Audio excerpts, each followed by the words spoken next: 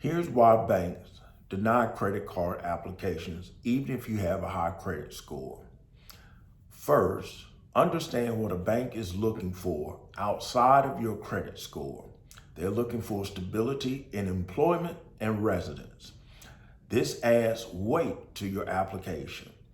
So the stability they're looking for is that you have been in your current residence greater than 2 years or 24 months. You've been in your current employer for 2 years or greater than 24 months. They also are looking to ensure that your telephone number has been the same number for 24 months or longer, and they do have software or algorithm to research and to verify that. Now, so when you complete your application, you place your employer, then you place your salary from that employer, either your hourly wage or your salary. Once you complete that information, realize this is the basis for how your credit application will be reviewed as far as your debt to income ratio and your ability to repay the bank. So when you're completing this, and we're going to use an example, you make $60,000 a year, you write that on the application, you live at your current residence for greater than 2 years, you have the same employer for the past 2 years, your rent is $1,000, and your car note is $500. So let's take a step back. The other thing that banks are looking for is a debt to income ratio less than 30%. The reason being, if you're applying for a credit card, this is going to be a new debt. They want to make sure you have the capability to repay it. So if your rent is $1,000 and your car payment is $500, that means the debt to income ratio is 30% before anything else is done. So that means if this person has a great credit score, great credit mix, they're already at the limit that most banks consider for premium credit, meaning for Chase Sapphire card, American Express Gold, Platinum cards. So make sure before you fill out the application, place your rent and your car payment calculated divided into your monthly income to devise your debt to income ratio. And remember, lenders and banks want your debt to income ratio to be 30% or less before you assume additional debt. So now that we know this person's at 30%, let's finish out the application. You're going to place your phone number, you're going to place your industry and the phone number to your company. When you're completing your application now in 2026, many lenders will verify the telephone number for your company. That, if it cannot be verified, will hurt your chances for being approved if you have an application similar to this where you're at the maximum for debt to income ratio and say your credit profile is not that strong, meaning you have one revolving account and no other payment accounts showing. If you have an unverifiable business or employer phone number, that can cause your application to be declined if you don't have enough going for you. But let's go forward. Now you've completed the application, you put your employer on there, you said you've been there 2 years, you put in your income. Before you hit submit, make sure you find out what bank, what credit bureau this bank pulls from. Make sure when they pull from that, credit bureau, this is your strongest credit score. Secondly, research the bank. Find out if the bank pulls from Experian. If it's a premium credit card like a Platinum, American Express, Chase Sapphire, some of the higher end Bank of Americas, or you're looking for a high credit limit credit card, I'll tell you up front, the majority of those cards want 3 or fewer inquiries within the past 90 days.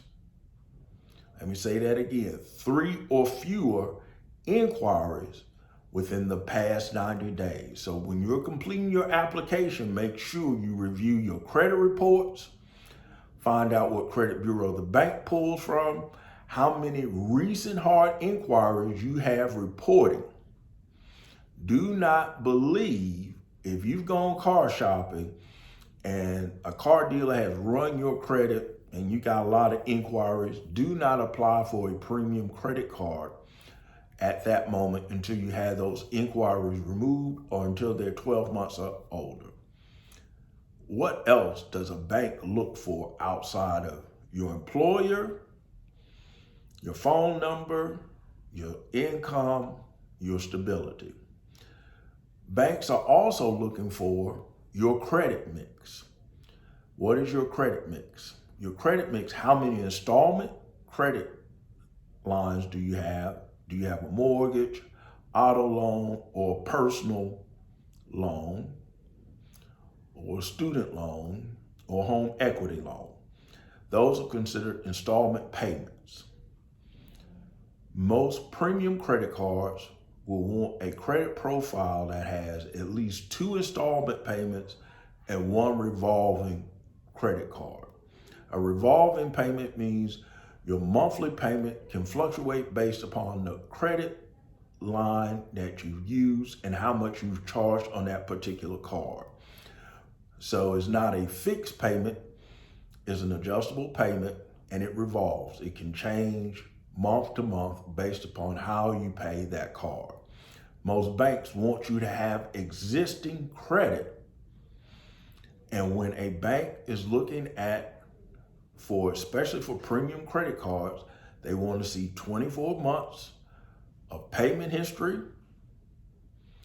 on your installment account and any revolving account.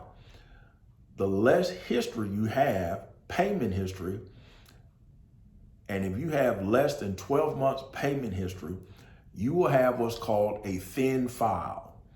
Very few premium credit cards will approve someone who has 1 credit card and it's only been open for a few months, and you go to apply for a premium credit card, you will be declined even if you have a high credit score because you don't have a strong credit mix.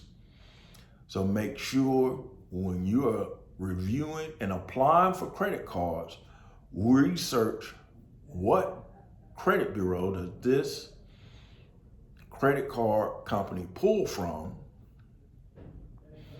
What are the criteria for the particular credit card I'm applying for? Remember, if it's a premium credit card, hard inquiries can count against you. If it's a subprime credit card, hard inquiries don't hurt. What is a subprime credit card? One that has a 28% or higher interest rate, typically has a reduced initial credit line somewhere around $300 to $500, and many times it will have an annual payment. If you find yourself with a Capital One Platinum offer with an annual payment, high interest rate, I recommend that you will apply directly at a local credit union because you'll get a much better rate and you'll have a stronger chances of approval with a higher starting limit, typically $1,000 or more. So let's go through the things that you have to place on your application. First, your name, your address. They're looking for 2 years or greater at your employer, your current address. They're looking for a debt to income ratio less than 30%. So add your rent or mortgage, and your car note divided into what you bring home each month. So if you're looking for a high limit credit card, you may have to adjust your mortgage, your rental payments, or your salary so you can maximize the chances of getting a higher credit limit by ensuring your debt to income ratio is less than 30%. Also, do not apply for multiple credit cards. The best route to take is to apply for one credit card every 3 months. Every 3 months, apply for one. Don't apply for multiple in a short time frame. If you're unsure if you're going to get approved and you have a thin credit profile, go to a local credit union, open a checking account, and then get a credit card from your local credit union. Now, if you have any questions, make sure to leave a comment on the video. If you need personal assistance, you can email me at perfectscore@$10creditrepair.com. Thank you.